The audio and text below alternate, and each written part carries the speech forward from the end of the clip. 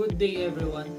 Today we'll explore the application of the United Nations Convention on the Law of the Sea, or UNCLOS, to the maritime claims of the various claimants in the South China Sea. The South China Sea, one of the world's busiest waterways, rich in resources and at the heart of territorial disputes involving multiple nations. But what does international law, specifically the United Nations Convention on the Law of the Sea, say about these claims? And how does it shape the legal status of the region? UNCLOS, adopted in 1982, is the legal frameworks governing the world's oceans. It sets clear definition for maritime zones. Territorial sea, 12 nautical miles from the coast, where a state exercises full sovereignty. Exclusive Economic Zone, or EEZ, 200 nautical miles from the coast, where a state has right to explore and exploit resources. Continental Shelf, extend beyond 200 nautical miles if the seabed is a natural prolongation of a country land territory. These rules are recognized by 160 countries, including most of the claimants in the South China Sea. The South China Sea is claimed by 6 parties. China, also Taiwan, assert historical claims over nearly 80% of the sea, with the controversial 9-dash line. The Philippines, Vietnam, Malaysia, and Brunei based their claims in their EEZ and continental shelf under UNCLOS. So what happened when UNCLOS and the national claims conflict?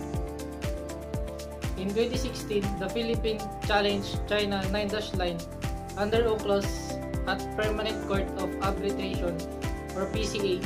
The tribunal ruled that China's historical claims have no legal basis under UNCLOS. Many of the contested features, such as Scarborough Shoal, are rocks and low tide elevations which do not generate EEZs.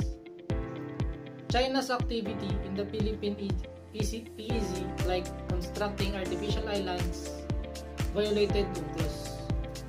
But China rejected the ruling, leading to continuous tensions.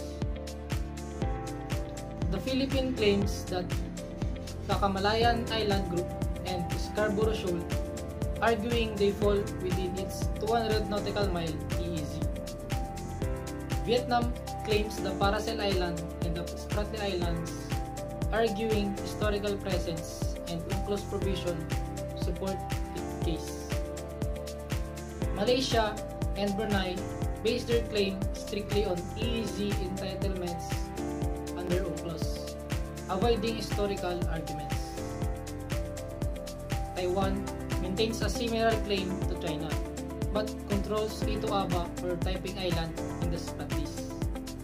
UNCLOS provide a legal basis for these claims, but without enforcement mechanisms, disputes remain unsolved.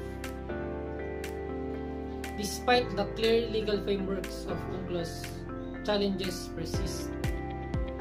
China military presence and island building activities continue. ASEAN nations struggle to enforce their rights due to the power imbalance.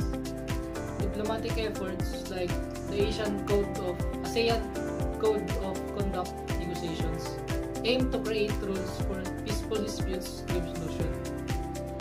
UNCLOS alone cannot resolve conflicts, but it provides a foundation for peaceful negotiation and protecting maritime rights.